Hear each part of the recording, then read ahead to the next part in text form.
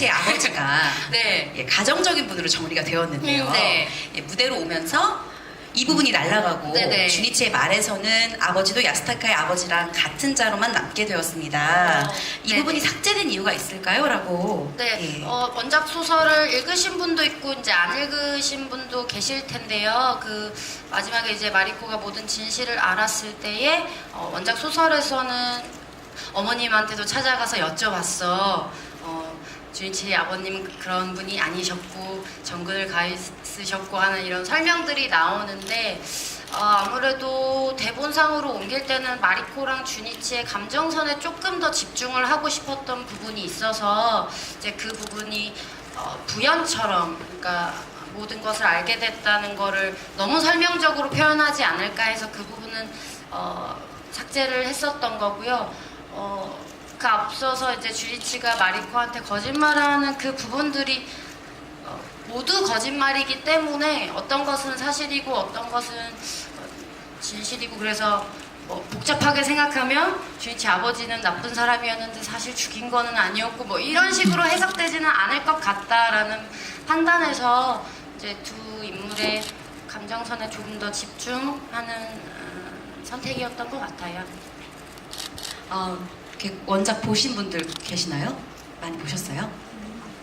거의? 안 보신 분들은 주니치 아버님은 그런 분이 아니십니다. 네, 제가 그런 오해를 낳고 싶지는 않고요. 네. 그 다음에는 이번에는 주니치와 그리고 저 마리코에게 하는 질문인데요. 공통 질문을 하고 나서 개별 질문을 하도록 하겠습니다라고 써있네요. 첫 번째, 작품을 준비하시면서 어려웠거나 힘들었던 부분이 있으셨는지요? 있으시다면 어떤 부분인지 궁금하다고. 네, 아주 힘들었죠. 길게 얘기해도 되는 거죠? 물론이죠. 괜찮죠? 네. 작품을 준비하면서 물론 뭐 대본 자체가 워낙 길게 되어 있으니까 장문에 그것도 뭐 어려운 부분이죠, 당연히. 근데 그거보다 더 어려웠던 거는 형식에 관련된 부분이었던 것 같아요. 사실 이 편지 글이라는 것 때문에 생길 수 있는 특이점이 있더라고요. 보통 이제 저희가 무대 위에서 편지 형식을 구현해낼 때 보통 실제로는 사실 사람이 말을 하면서 글을 쓰진 않잖아요. 그게 어떤 저희가 무대 위에서 구현하는 편지의 어떤 형식인데 연극적인 언어.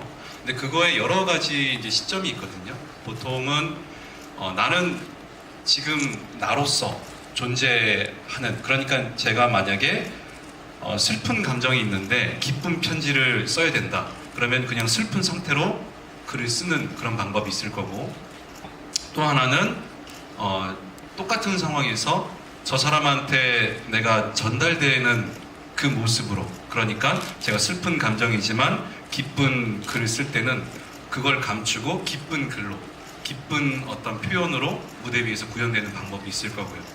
또 한편으로는 상대방이 읽는, 그러니까 그 편지가 전달돼서 그 읽는 사람이 저의 이미지를 떠올리면서 읽는 방법이 있을 거예요. 그러면 저 사람이 예를 들어서 제가 뭐 안녕하세요 이렇게 썼더라도 저 사람이 나를 폭력적인 사람으로 본다면 안녕하세요 이렇게 볼 수도 있는 거고요. 예를 들자면 뭐 스윗한 사람으로 본다면 안녕하세요 뭐 이렇게 볼 수도 있는 거겠죠. 그거를 무대 위에서 구현하는 방법, 여러 가지 방법이 있잖아요. 근데 저희 이 편지 지금 이게 무대 위에서 이제 공연 보시면서 아시겠지만 제가 무대 위에서 구현될 때 이게 대화 형식으로 되어 있잖아요. 근데 이게 제가 온전히 어떤 시점으로 제가 서 있어야 되는지가 굉장히 힘들더라고요. 그것 때문에 그 연출님하고도 상의를 많이 드렸고 얘기도 굉장히 많이 나눴어요. 근데 결국에 연출님께서 말씀하셨던 건 가장 단순하게 이건 대화, 편지, 그 모든 게 다 한 곳에 모여 있었으면 좋겠다. 너무 복잡하게 생각하지 않았으면 좋겠다라는 것 때문에 제가 집중해야 될 게 뭔지를 다시 한번 생각하게 됐어요. 그래서 저는 그러면 이 무대 위에 저희가 모든 하는 어떤 액팅들이 전부 다 편지, 그리고 지금 여기는 편지지, 그걸 가지고서 시작을 했죠. 그리고 저희의 어떤 편지들이 저희의 감정들도 중요하지만 결국 관객분들한테 어떻게 하면 가장 효과적으로, 효율적으로 전달될 수 있을까, 그거를 생각했던 것 같아요. 그래서 어떤 부분에 있어서는 온전히 저로 있고요. 예를 들어서 이제 마리코가 편지를 쓰고 제가 그걸 읽는 장면에서는 온전히 지금 현재 시점 제가 저로서 있는 거지만, 예를 들어서 제가 편지를 쓰다가 재연 장면이 들어오고 그 다음 갑자기 호흡을 바꿔서 마리코 뭐 이렇게 넘어갈 때는 그런 경우에는 오히려 마리코가 저를 바라봤을 때, 마리코의 시점에서 편지를 읽었을 때의 저의 모습이 오히려 좀 더 살았던 것 같고, 또 예를 들어서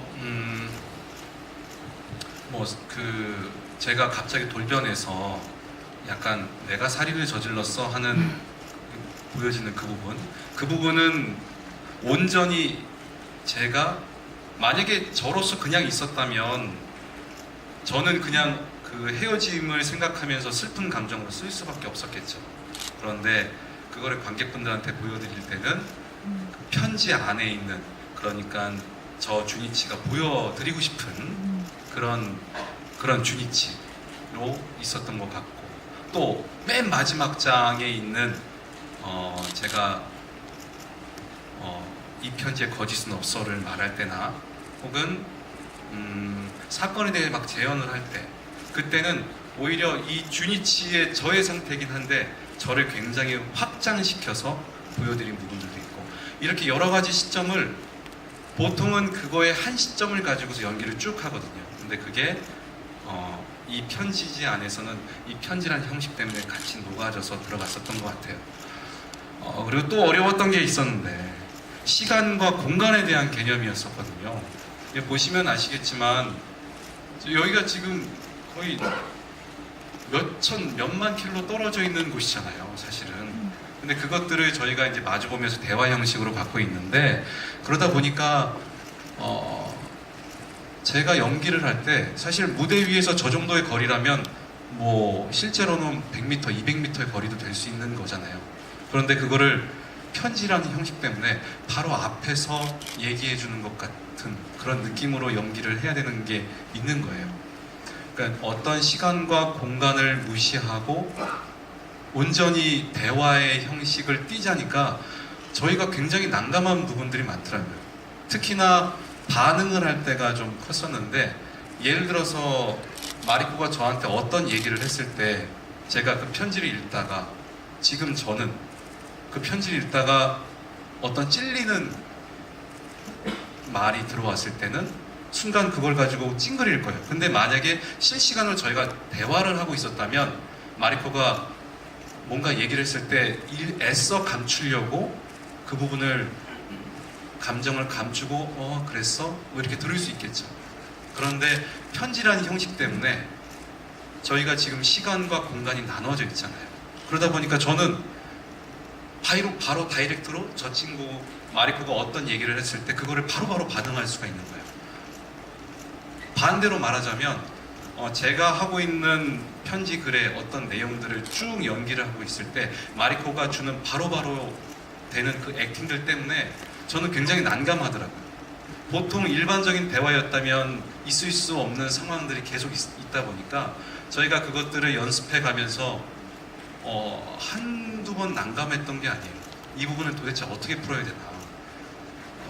그런 부분들이 굉장히 어려웠던 것 같아요. 굉장히 길게 풀어냈습니다. 진짜 어려워하셨거든요. 그리고 굉장히 제일 많이 연출님과 대화도 진짜 많이 하셨잖아요. 오빠가 네, 가장 그렇죠. 많이 하셨던 것 같아요. 근데 사실 저는 그 부분들은 정말 오빠가 더 많이 궁금해 해주시고, 저도 그러면서 굉장히 많은 걸 얻었는데, 저는 사실 주니치 보면서 주니치는 어려울 수밖에 없잖아요. 저는 목표가 하나고 알려달라는 거고, 네. 결국에 4장에선 알게 된 거밖에 없으니까 사실 저는 그런 부분에서 사실 힘들거나 그런 게 내가 감춰야 되는 부분들이 있지는 않았어요. 근데 나만 힘들었다는 거예요?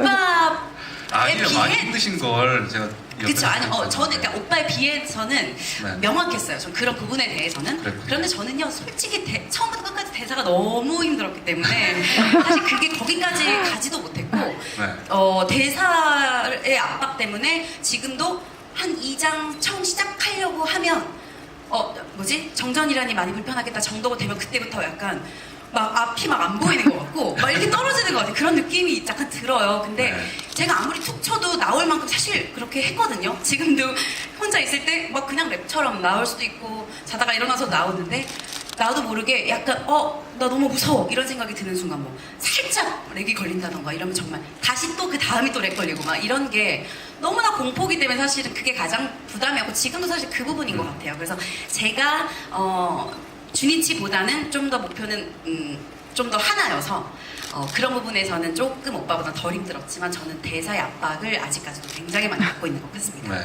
근데 오빠는 되게 빨리 극복하신 것 같더라고요. 아니요. 진짜요? 네, 지금도 저도 늘 절벽에 있어요. 그래요? 네. 진짜 모르겠는데 여기서 봐도 전 진짜 티 나잖아요. 감사해요. 감사합니다.